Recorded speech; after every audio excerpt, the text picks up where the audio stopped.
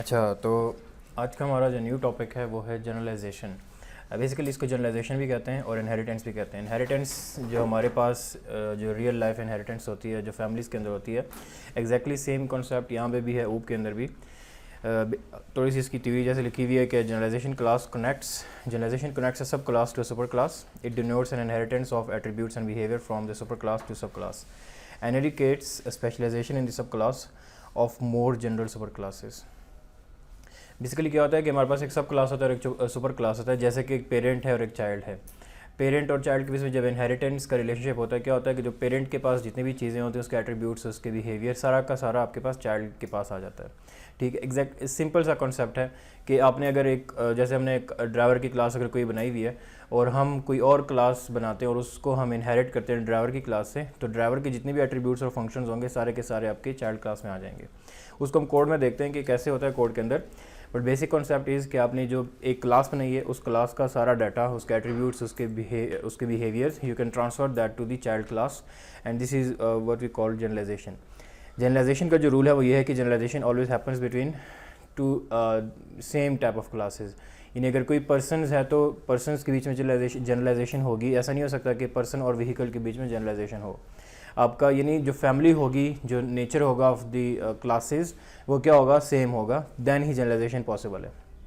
Class diagram के अंदर हम लोग जनरलाइजेशन ऐसे डिनोट करते हैं, you can see this symbol, कि आपके पास जब आपने क्लास डायग्राम में शो करना हो कि वन क्लास इज़ जनरलाइज्ड या inherited from the other class. अब जैसे यू कैन सी दैट कि student class is inherited from person class, तो जो पेरेंट क्लास होगा एरो उसकी तरफ मूव करेगा from the child class. Student is the child class and person is the parent class. ठीक है, तो this is basic concept of generalisation. इसके बाद हमारे पास अगर आप देखेंगे ऊप के अंदर या जावा के अंदर जनरलाइजेशन सिर्फ एक यानी दो क्लासेस के बीच में हो सकती है, मल्टीपल क्लासेस के बीच में जनरलाइजेशन नहीं हो सकती। C++ के अंदर आप मल्टीपल क्लासेस में जनरलाइजेशन कर सकते हो, आप कॉमा लगा देते हो, कर सकते हो, बट जावा सिर्फ सपोर्ट करता है एक ही जनरलाइजेशन को, लाइक एक ही दफ़ा इनहेरिटेंस को।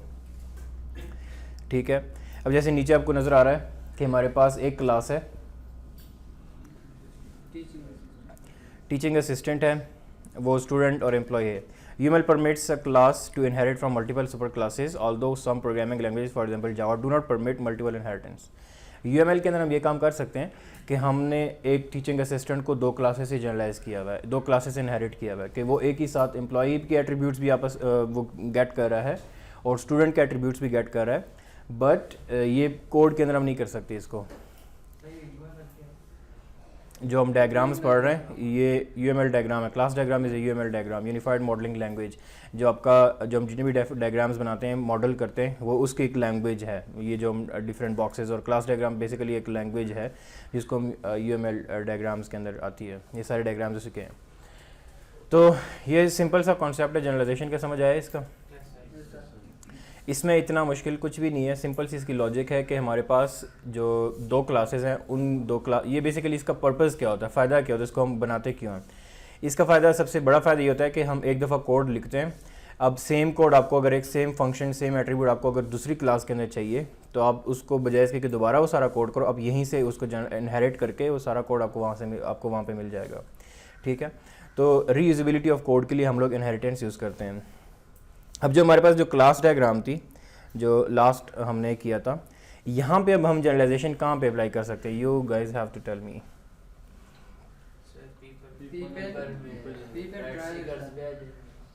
और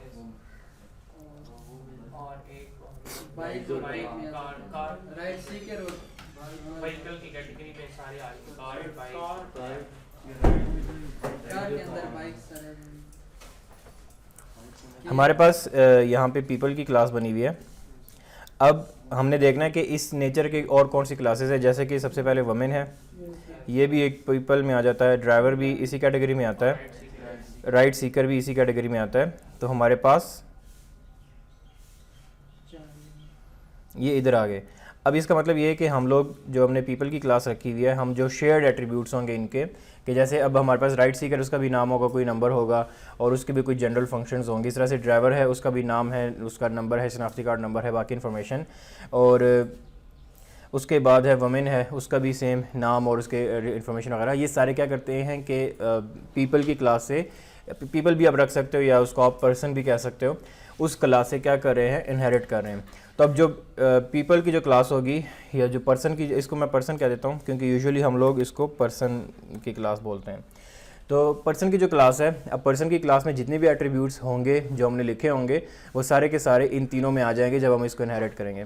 तो इसकी इनहेरिटेंस कैसे होगी, यहाँ पे इसका जो जनरलाइजेशन का सिंबल है आपने उठा के इसके साथ किया तो यह एक इनहेरिटेंस होगी। ड्राइवर को भी अगर आपने इनहेरिट करना है तो वो इसके साथ भी इनहेरिटेंस होगी, और वुमेन को भी इसके साथ इनहेरिट कर दिया। सो ये जो सिंबल है, आपने सिंबल को याद रखना है। एरो है, बट एरो के जो टॉप के ऊपर ट्राइंगल सा बना हुआ है, ठीक है। And direction is towards the parent class, तो ये ट्राइंगल आपने लाजमी रखना है। अगर आपने एरोस के अंदर गड़बड़ कर दी या जो आपने सिंबल्स के अंदर गड़बड़ कर दी तो आपके पूरे का पूरा उसका मतलब चेंज हो जाएगा। अब जैसे डिपेंडेंसी है, अगर आपने डिपेंडेंसी वाला एरो यहाँ पे इनहेरिटेंस में लगा दी, इसका मतलब चेंज जाएगा। उसका मतलब होगा कि ये यहाँ पे डिपेंडेंसी हो रही है, इनहेरिटेंस नहीं हो रही है।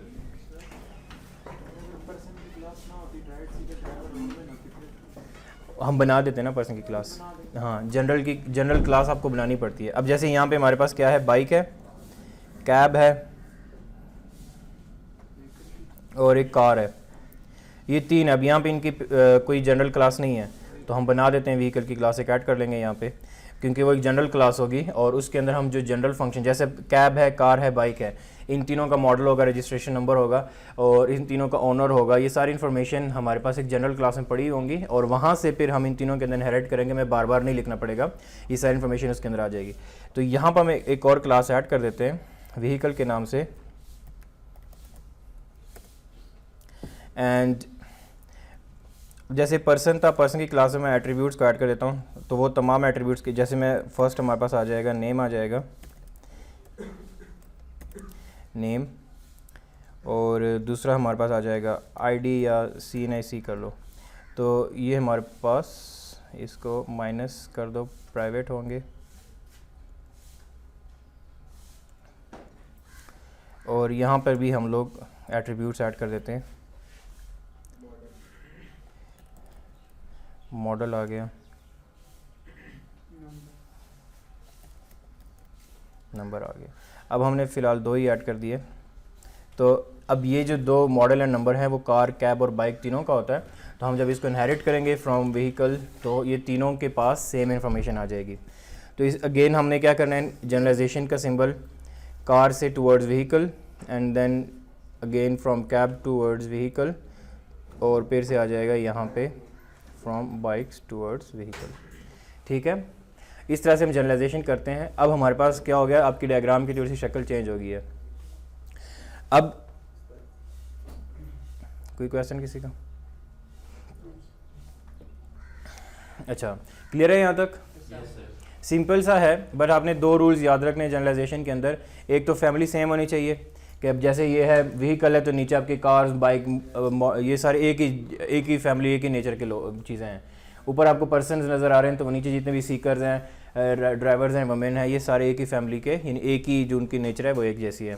तो आपको एक जैसी ही जो उसकी नेचर ऑफ द क्लासेस है वो सेम होनी चाहिए। अब यहाँ पे ऐसा नहीं हो सकता कि राइट सीकर को हम इनहेरिट कर दे व्हीकल से, दिस इज़ नॉट पॉसिबल, क्योंकि उसकी जो क्लास है वो डिफरेंट है, जो उसकी नेचर है वो डिफरेंट है। एक रूल ये है। और दूसरा रूल क्या है इसका जो एरो है वो आपने याद रखना है कि आपका जो टूवर्ड्स दी डायरेक्शन, और एरो जो उसका सिंबल है triangle on the tip of the arrow, so ये इसका सिंबल है, ठीक है। और क्लास डायग्राम के अंदर और भी दो सिंबल्स हम लोगों ने पढ़ने हैं। एक एसोसिएशन का तो सिंपल सा है, एक एग्रीगेशन का और एक कंपोजिशन का है। तो वो जब इतनी ज़्यादा एरोज़ आ जाएंगे तो आप फिर कंफ्यूज करोगे उसको कि कौन सा एरो किस रिलेशन के लिए यूज़ हो रहा होता है। तो उस चीज़ को अपने माइंड में रखना है, ठीक है। क्लियर है यहाँ तक? अच्छा, अब इसको हमने जो कोड के अंदर कैसे करना है, जो जनरलाइजेशन के अंदर, यहाँ पे एक और भी चीज़ है, वो भी मैं आपको पहले कोड में करके दिखाऊंगा, फिर यहाँ पे हमने चेंज करके मैं आपको दिखा देता हूँ कि अब हमारे पास ये जो आया था सबसे पहले हम लोग देखते हैं कि पर्सन और राइट सीकर्स की क्लास। अब जनरलाइजेशन को कोड के अंदर इंप्लीमेंट करना बहुत ही ज़्यादा इजी है। तो मैं सबसे पहले देखो कि हमारे पास पर्सन की क्लास है, लेकिन यहाँ पे पीपल होगा, ये पीपल है तो इसको पर्सन की क्लास है। इसमें हमने एट्रीब्यूट्स को ऐड किया था, नेम है, नेम, उसके बाद आ जाएगा प्राइवेट स्ट्रिंग CNAC, ठीक है। उसको आपने प्लस माइनस तो नहीं करना ना। यहाँ पे हम लोग इंसर्ट कोड में गेटर सेटर कर लेते हैं और उसके अगेंस्ट जो एट्रीब्यूट्स होंगे, जो गेटर सेटर फंक्शन,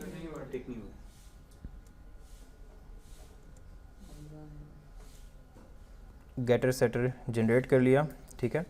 अब हमारे पास है कि अगर हम कोड को इधर डायग्राम को देखेंगे, डायग्राम के अंदर right Sikar is inherited from person की क्लास। तो राइट सीकर ये हो गया, इसको हमने क्या करना है, इनहेरिट करना है फ्रॉम पर्सन की क्लास। कैसे करेंगे, यहाँ पे आपने इनहेरिट का कीवर्ड लिखना है। इनहेरिट होता है, क्या होता है, एक्सटेंड्स होता है, एक्सटेंड्स, एंड यहाँ पे पीपल की क्लास आ जाएगा, ठीक है। That's it. अब जब हम हाँ जी, जो आपके पेरेंट क्लास होगी उसका नाम यहाँ पे लिखेंगे और उसके साथ आपने एक्सटेंड्स का कीवर्ड लगाना है। तो एक्सटेंड्स का कीवर्ड क्या करता है, इनहेरिट करता है फ्रॉम दी पेरेंट क्लास। अब आप अगर मेन में जाएंगे, मैं राइट सीकर के अंदर देखो कोई भी फंक्शन नहीं है, कोई भी एट्रीब्यूट नहीं है, खाली है बिल्कुल। मैं इधर मेन में जाके राइट सीकर का ऑब्जेक्ट बनाता हूँ।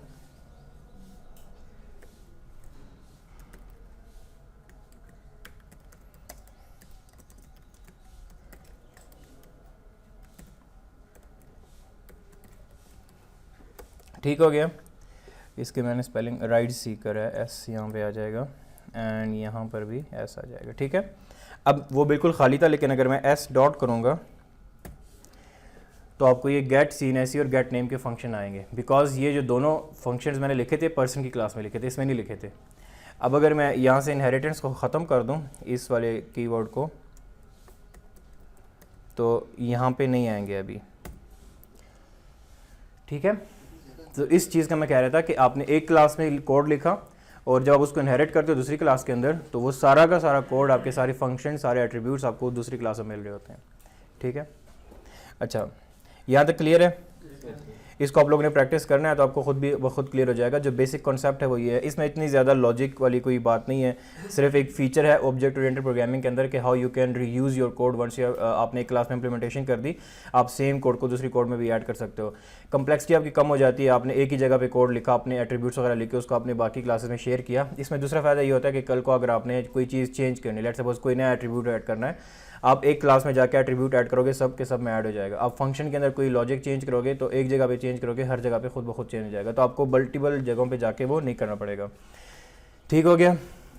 अच्छा, नेक्स्ट हमारे पास जो इनहेरिटेंस आ रही थी वो आ रही है ड्राइवर्स की क्लास में और वुमेन की क्लास में। एक्जैक्टली सेम, ड्राइवर्स की क्लास में जाके, अब ड्राइवर्स के अंदर ऑलरेडी हमने ये सेट नेम और वगैरह किया हुआ था, तो मैं इसको यहाँ से ख़त्म कर लेता हूँ क्योंकि अभी हम इनहेरिट कर रहे हैं उसको, तो वो सारी इन्फॉर्मेशन हमें वहाँ से मिलेगी।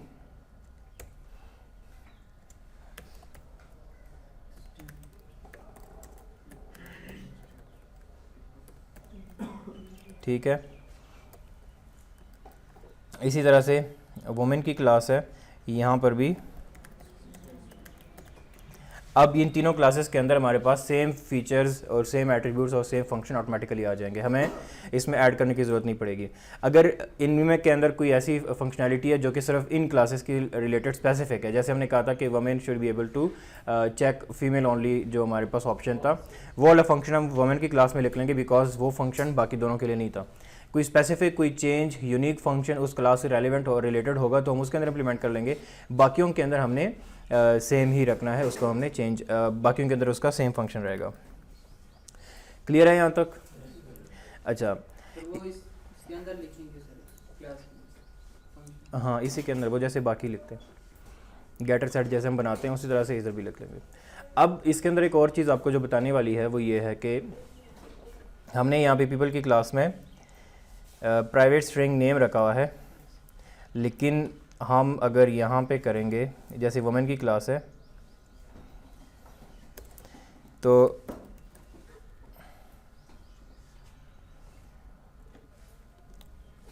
अब यहाँ पे एक सुपर का कीवर्ड है जो मैंने आपको दिए दिखाया। सुपर का कीवर्ड क्या करता है कि अगर आपने चाइल्ड क्लास के अंदर पेरेंट क्लास के एट्रीब्यूट्स और फंक्शन को एक्सेस करना है तो आप कैसे उसको करोगे, वो आपके पास यानी सुपर का कीवर्ड यूज़ करोगे और डॉट लगाओगे तो आपको पेरेंट क्लास के सारे फंक्शन एट्रीब्यूट्स नज़र आना शुरू हो जाएंगे। क्यों करना है? हैं क्यों करना है? करना होता है ना। अब लेट सपोज आपने एक क्या किया, आपने उसके अंदर वैल्यू सेट करनी होती है ना। जैसे हम वहाँ पे लिखते थे, यहाँ पे कहाँ पे हमने किया था, ये जो हमने गेटर सेटर लिखे हुए थे और उसके अंदर हमने वैल्यूज़ ली और वहाँ पे सेट कर दी। तो आपको अगर उसकी वैल्यू चेंज करनी है, यानी आप पेरेंट क्लास में कोई और वैल्यू आप चाहते हो कि मैं चाइल्ड क्लास के अंदर उसको एक्सेस करके कोई और वैल्यू उसके अंदर चेंज करूँ, या आपने अगर अब मैंने पेरेंट क्लास का ऑब्जेक्ट तो नहीं बना रहा था ना, मैं वुमेन की क्लास का ऑब्जेक्ट बना रहा हूँ। मैं आपको दिखाता हूँ कि अब जैसे कि ये राइट सीकर है, राइट सीकर जो है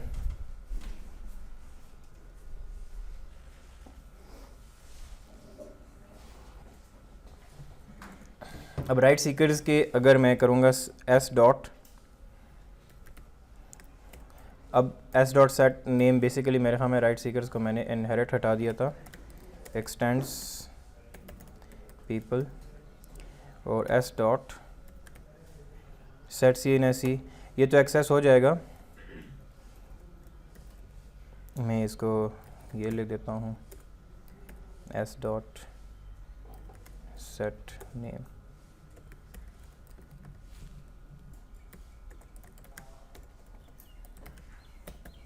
डॉट आउट डॉट प्रिंट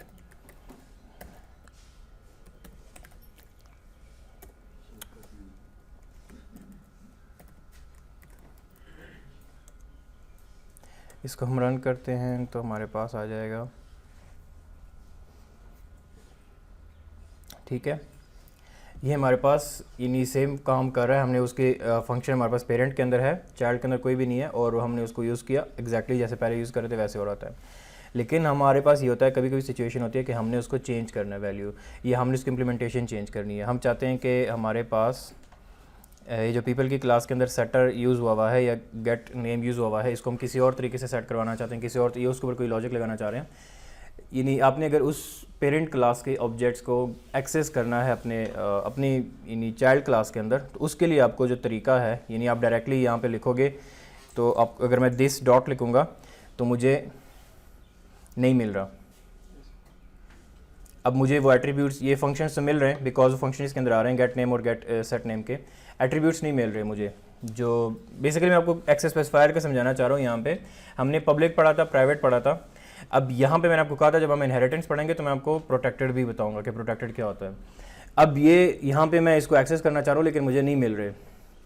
उसको एक्सेस करने के लिए जो आपके पेरेंट क्लास के अंदर, ये जैसे पीपल की क्लास के अंदर, अगर लेट सपोज मैं ये जो एक्सेस करना चाह रहा हूँ इसको अपने चाइल्ड क्लास के अंदर भी मुझे एक्सेसिबल हो, मैं दिस लिखूँ तो मुझे एक्सेसिबल हो, तो उस केस में आपको इसको फिर प्रोटेक्टेड बनाना पड़ता है। प्रोटेक्टेड हमारे पास जो करंट क्लास है उसमें पब्लिक बन जाएगा और चाइल्ड क्लास के अंदर ये प्राइवेट बन जाएगा। यानी जैसे हमने यहाँ पे प्राइवेट किया था ना, तो चाइल्ड क्लास में उसको एक्सेस करने का आपको अगर इसकी वैल्यूज चेंज करनी है, डायरेक्टली उसको एक्सेस करना है चाइल्ड क्लास के अंदर, तो आपको ये प्रोटेक्टेड बनाओगे, देन वो आपको एट्रीब्यूट्स यहाँ पे एक्सेसिबल होंगे। कि दिस डॉट है, पता नहीं यहाँ पे शो नहीं करे लिस्ट के अंदर, बट वो आपके गेट नेम तो फंक्शन है ना, वो पब्लिक है, वो पब्लिक है। हमने इसको प्रोटेक्टेड बनाया, वो पब्लिक वाली तो आपको हर जगह पे एक्सेसिबल होंगे ना। मैं अगर इसको पब्लिक बनाऊंगा तो ये भी आ जाएगा वहाँ पे। तो आपके पास उसको एक्सेस यानी जो चाइल्ड क्लास के अंदर एक्सेस मिलेगी आपके एट्रीब्यूट्स की, प्राइवेट जो आपने रखा होगा वो यहाँ पे नहीं मिलेगी। डायरेक्ट आप उसको चेंज या एक्सेस नहीं कर पाओगे। आपने अगर उसको एक्सेस करना है वो प्रोटेक्टेड बनाओगे, देन आपके चाइल्ड क्लास के अंदर वो एक्सेसिबल होंगे। ये जब हम आगे पॉलीमॉर्फिज्म पढ़ेंगे तो ये थोड़ा सा और कम्प्लेक्स हो जाएगा इनहेरिटेंस, क्योंकि पॉलीमॉर्फिज्म के अंदर इनहेरिटेंस आती है। अब वहाँ पे फिर ये चीज़ें मिक्स हो जाएंगी सारी कि हम इनहेरिटेंस और पॉलीमॉर्फिज्म, और वहाँ पे हमारे पास ये होगा कि हम फंक्शंस को ओवरराइड भी कर सकते हैं कि पेरेंट क्लास में हमने एक फंक्शन लिखा हुआ है, फंक्शन नाम सेम रहेगा, बॉडी हम उसकी चेंज कर देंगे चाइल्ड क्लास के अंदर, और उसका ऑब्जेक्ट भी हम रेफरेंस भी चेंज कर सकते हैं। ये थोड़ा सा कम्प्लेक्स हो जाएगा, बट यहाँ तक अभी आप लोगों ने ये माइंड में रखना है कि जो इनिशियल लेवल पे इनहेरिटेंस क्या होती है कि आपने एक दफ़ा कोड किया पेरेंट क्लास के अंदर, चाइल्ड क्लास के अंदर आपको वही सेम कोड सेम आपका जो फंक्शंस और एट्रीब्यूट्स हैं वो आपको एक्सेसिबल हैं, ठीक है। उसके बाद नेक्स्ट हमारे पास क्या है कि हम उसको कोड के अंदर कैसे करते हैं, एक्सटेंड्स का कीवर्ड यूज़ करते हैं। एक्सटेंड्स जो आपके पेरेंट क्लास होगा उसका नाम आ जाएगा, तो इसका मतलब ये होगा कि पेरेंट क्लास के अंदर जितने भी एट्रीब्यूट्स और फंक्शन है वो आपके पास चाइल्ड क्लास के अंदर आ जाएंगे। उसके बाद जो पेरेंट क्लास के अंदर हमारे पास एट्रीब्यूट्स हैं, अगर उन एट्रीब्यूट्स को आपने एक्सेस करना है इन दी चाइल्ड क्लास डायरेक्टली, तो आपने उसके साथ प्रोटेक्टेड लगाना होता है।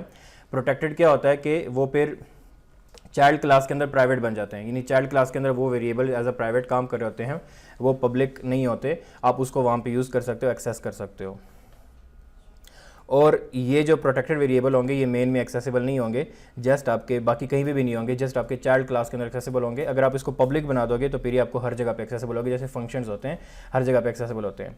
प्राइवेट का मतलब ये होता है कि सिर्फ उसी क्लास के अंदर एक्सेसिबल है, आप सिर्फ उस क्लास के अंदर उसकी वैल्यू को चेंज कर सकते हो, एक्सेस कर सकते हो। प्रोटेक्टेड का ये मतलब होगा कि चाइल्ड क्लास के अंदर भी वो एक्सेसिबल है, पेरेंट के अंदर भी है, चाइल्ड के अंदर भी है, लेकिन वो पब्लिक नहीं है, वो किसी और जगह पे एक्सेसिबल नहीं है। और इस तरह से आपके पास ये तीन चीज़ें मैंने आपको बताई हैं, क्लियर है ये।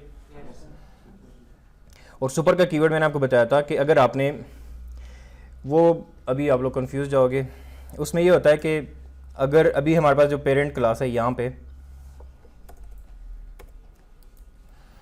अगर हमने कोई कंस्ट्रक्टर बना दिया, वो थोड़ा सा भी और ओवर हो जाएगा मेरे ख्याल में आप लोगों के लिए, कि मैं यहाँ पे एक कंस्ट्रक्टर क्रिएट करता हूँ और फिर मैं जब वुमेन, लेट्स सपोज मैं यहाँ पे एक पब्लिक पीपल एक कंस्ट्रक्टर क्रिएट करता हूँ, वो भी पैरामीटराइज्ड, ठीक है।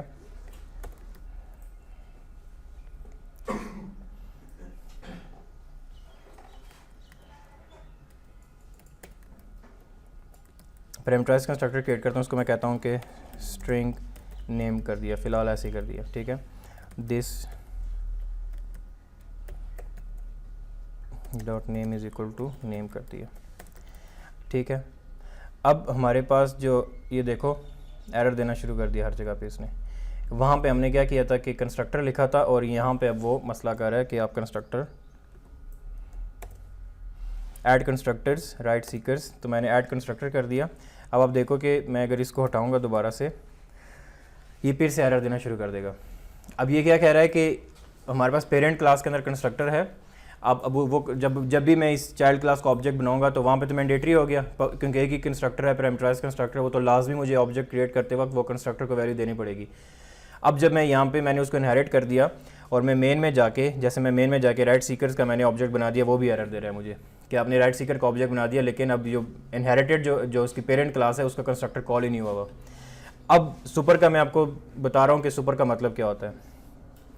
अब यहाँ पर जाके मैंने कंस्ट्रक्टर बना दिया है, आप देख सकते हो पैरामीटराइज्ड कंस्ट्रक्टर बना दिया, राइट सीकर है, उसके अंदर भी मैंने एट्रीब्यूट सेम सारा कुछ कर दिया, बट वो फिर भी एरर दे रहा है बिकॉज कंस्ट्रक्टर मैंने बना दिया, लेकिन मैंने पेरेंट क्लास को, ये जो वैल्यू आ रही है ये मैंने पेरेंट क्लास को नहीं पास की हुई। तो अब मुझे यहाँ पे क्या करना पड़ेगा, सुपर लिखना पड़ेगा और डायरेक्ट ऐसे करके, और यहाँ पे मैं नेम पास कर दूँगा। अब वो देखो उसको तसल्ली मिल गई कि पेरेंट क्लास का जो कंस्ट्रक्टर है वो सेटिस्फाई हो गया कि यहाँ से वैल्यू जा रही है और वो पेरेंट क्लास को जाके पास हो जाएगी। सुपर का मतलब ये होता है कि सुपर का कीवर्ड आपके पेरेंट क्लास के जितनी भी एट्रीब्यूट्स हैं, फंक्शंस हैं, कंस्ट्रक्टर है, उसको एक्सेस करने के लिए होता है, ठीक है। यानी पेरेंट क्लास के एट्रीब्यूट्स, फंक्शन वगैरह को एक्सेस करने। अब जैसे यहाँ पे, क्योंकि जैसे हम क्लास का ऑब्जेक्ट बनाते हैं, यहाँ पे आप देख सकते हो कि क्लास का ऑब्जेक्ट बनाते हैं तो हमने क्या किया, जब हम ये ऑब्जेक्ट बनाते हैं तो कंस्ट्रक्टर ऑटोमेटिकली कॉल हो जाता है। सेम केस यहाँ पर भी है कि हमारे पास सुपर हमने कॉल किया तो कंस्ट्रक्टर ऑटोमेटिकली कॉल हो गया। अगर हमारे पास यहाँ पे हम ऐसे करते कोई और, लेट्स सपोज अगर आपने कोई और फंक्शन कॉल करना है तो वो क्या होता, सुपर डॉट, ये आपके पास गेट सीन ऐसी होता है, ऐसे होता, ठीक है। तो अगर आपने पेरेंट क्लास का कोई फंक्शन कॉल करना है तो वो फिर आप सुपर डॉट करके उसको आप एक्सेस करोगे। अब क्योंकि कंस्ट्रक्टर था तो कंस्ट्रक्टर को तो हम एक्सप्लिसिटली कॉल नहीं करते, वो खुद ब खुद कॉल हो जाता है, तो इसलिए हम सिर्फ सुपर और ब्रैकेट्स उसके अंदर ऑटोमेटिकली आ जाएगा, ठीक। वो आ रहे थे ना, तो वही मैं आपको कह रहा हूँ ना कि सुपर डॉट में आप ये फंक्शंस गेट कर सकते हो, यानी पेरेंट क्लास के एट्रीब्यूट्स और फंक्शन। अब देखो उसके ये भी आपके पास आ रहे हैं, एट्रीब्यूट CNSE वगैरह भी आपके पास आ रहे हैं, ठीक है। अब अगर मैं इसको दोबारा से प्राइवेट कर दूं नेम को, और यहाँ पे सुपर डॉट, तो वो अभी सीन ऐसे ही आ रहा है, लेकिन वो दूसरा नाम चला गया, गायब हो गया, बिकॉज वो प्राइवेट है और एक प्रोटेक्टेड है। जो प्रोटेक्टेड है वही खाली एक्सेसिबल है, जो प्राइवेट है वो एक्सेसिबल नहीं है, ठीक है। तो ये मैं आपको बताने की कोशिश कर रहा था उस वक्त भी। यहाँ पे इसको मैं दोबारा सुपर डॉट करूँ, ठीक है, और अगर मैं इसको दोबारा से प्रोटेक्टेड करूँगा तो आपको ये इधर एक्सेसिबल होना शुरू हो जाएगा, दोनों आ गए, ठीक है। तो प्रोटेक्टेड का मतलब ये होता है कि आपके जो पेरेंट के अंदर एट्रीब्यूट्स हैं, अगर वो प्राइवेट हैं, उसको अगर हम प्रोटेक्टेड करेंगे तो चाइल्ड के अंदर में एक्सेसिबल हो जाएगा सुपर के कीवर्ड के साथ। सुपर का keyword is use to access the parent attributes and functions, तमाम चीज़ें वहाँ से एक्सेसिबल होंगी, और उसका कंस्ट्रक्टर भी कॉल करते हैं। सर अगर पेरेंट का जो एट्रीब्यूट्स है वो प्राइवेट होंगे तो वो फिर चाइल्ड की उसमें एक्सेसिबल नहीं होंगे, आप फिर उसको चेंज नहीं कर सकते ना। वो इस तरह से तो होगा ना, जब आप ऑब्जेक्ट बनाओगे और आप गेटर सेटर यूज़ कर लेते हो, पेरेंट के ही फंक्शन यूज़ कर लेते हो, जैसे भी हमने किया भी है यहाँ पे ना। हमने यहाँ पे क्या किया कि सेट सीन ऐसी सेट नेम करके उसको डिस्प्ले किया, वो चल रहा था। लेकिन अगर आपने उसको एक्सेस करके चेंज करना है, उसकी वैल्यूज़ चाइल्ड के अंदर चेंज करनी है या कुछ मैनिपुलेट करना है उसके साथ, आपको वो वैल्यू चाहिए, आपको वो फंक्शन चाहिए, फिर आपको सुपर का कीवर्ड लगाना पड़ेगा। अगर आपको ज़रूरत नहीं है तो, अगर आप नहीं चेंज कर रहे, आप सिर्फ डिफ़ॉल्ट जा रहे कि बस जैसे है, जैसे बना हुआ है पेरेंट के अंदर वैसे ही यूज़ करना है, फिर तो मसला नहीं है, फिर तो आप जैसे ही उसका ऑब्जेक्ट बन रहा है उस तरह से आप कर लो। बट अगर आपने उसको चेंज करना है, कभी कभी अब जब हम पॉलीमॉर्फिज्म पढ़ेंगे फिर आपको ये चीज़ क्लियर हो जाएगी कि वहाँ पे हमें चेंज करना पड़ जाता है एट्रीब्यूट्स वगैरह को। अगर ना भी चेंज करना पड़े, लेकिन एक कॉन्सेप्ट है, आपको पता होना चाहिए कि हाउ यूजुअली हमारे पास कंस्ट्रक्टर का होता है कि आप पैरामीटराइज कंस्ट्रक्टर को आप यूज़ करते हो, तो आपने अगर पेरेंट क्लास में कंस्ट्रक्टर लिखा हुआ है तो चाइल्ड क्लास के अंदर वो कंस्ट्रक्टर कैसे कॉल होगा, और फिर जब चाइल्ड क्लास का ऑब्जेक्ट बनाओगे तो फिर वो ऑब्जेक्ट्स के थ्रू कंस्ट्रक्टर कैसे जाके कॉल होगा। क्लियर है यहाँ तक? अब हमारे पास ये दो क्लासेस एरर दे रहे हैं, वो भी कह रहे हैं कि हमारे पास कंस्ट्रक्टर नहीं है, तो इसमें भी ऐड कर दिया, और इधर भी आप ऑल्ट एंटर दबाओगे, ऑल्ट प्लस एंटर नेटबीन्स के अंदर, तो वो खुद ब खुद ऐड कर देगा आपके लिए, तो आपको लिखने की ज़रूरत नहीं पड़ेगी। अब वो सारे एरर ख़त्म हो गए, लेकिन मेन के अंदर भी एरर आ रहा है। ये क्यों आ रहा है? पैरामीटराइज कंस्ट्रक्टर है, तो हमें इसको एक एट्रीब्यूट पास करना पड़ेगा, जैसे कि नेम है ABC। अब वो ठीक हो गया। अब अगर मैं यहाँ पे सेट नेम नहीं करता, अब चेक करते हैं कि ABC डिस्प्ले होना चाहिए, ठीक है। अब मैंने पेरेंट का फंक्शन यूज़ नहीं किया, मैंने चाइल्ड के कंस्ट्रक्टर के थ्रू फिर वैल्यू पास करवा के उसको पेरेंट के कंस्ट्रक्टर को पास कर दिए। तो ये इस तरह से आपने एक गोल एक चक्कर होता है इसके अंदर, एक जगह से फंक्शन कॉल किया, उसको वैल्यूज़ पास कर दी, वहाँ से फंक्शन कहीं और जा रहा है, फिर कहीं और जा रहा है। ऊप के अंदर यही होता है। आप अपना कोड इस तरह से कम्प्लेक्स बनाते हो। आप जब किसी का कोड पढ़ते हो, मैं अगर आपको कभी दिखा दूँगा, मैं मेरे पास जो कोड्स जिस पर मैं काम करता हूँ, जो किसी और ने लिखा होता है, वो ऐसे ही होता है कि आपने जो मेन फंक्शन होता है वहाँ पे सिर्फ फंक्शन नज़र आ रहे होंगे, उसके अंदर बॉडी होती नहीं, खाली होता है, उसको उन्होंने इनहेरिट किया होता है। आप जब बैक पे जाते हो तो वहाँ पे उनके फंक्शंस होते हैं, फिर उसके अंदर फिर और उन्होंने ट्रेड्स यूज़ किए होते हैं, कभी क्या यूज़ किया होता है, फंक्शंस के अंदर फंक्शंस कॉल किए होते हैं। आप फंक्शंस के ऊपर ट्रेस करते जाते हो 3-4 लेवल्स के बाद आपको कोड नज़र आता है कि इसका कोड कहाँ पर लिखा हुआ है। तो इतना उन्होंने वो इस तरह से किया होता है। अब आपको नज़र खुद ही आ रहा है कि हम लोग कितना कम्प्लेक्स इसको बना सकते हैं कि एक जगह से हम मैंने अब ये किया, अब यहाँ से मैंने इसको सेट कर दिया। अब जब आप यहाँ पे देखोगे तो यहाँ पे कुछ और कोड लिखा है, मैं सेट सीन ऐसे ही कर रहा हूँ, सेट नेम कर रहा हूँ, सारा कुछ कर रहा हूँ, लेकिन यहाँ पे कोई भी कोड नहीं है। कोड इसका यहाँ पे पीपल की क्लास में लिखा हुआ है सारा। तो इस तरह से आप एक कोड को अपना कम्प्लेक्स भी बना सकते हो, कोड का स्ट्रक्चर भी सही कर सकते हो, और यूजिबिलिटी भी ऐड कर सकते हो with the help of inheritance.